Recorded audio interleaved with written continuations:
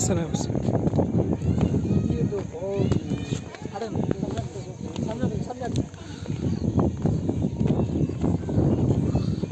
বাংলাদেশের শরীয়তপুর জেলার ঐতিহ্যবাহী চিড়িয়াখানার নামটা কি যেন? Modern fantasy kingdom.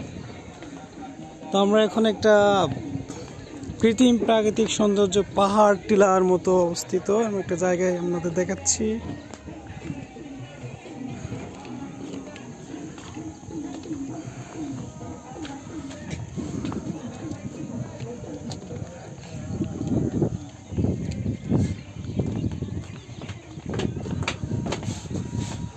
ছবিটা আমি তুললাম বাজে তো ফোন তো আমার ক্যামেরা বের করে নিয়ে হবে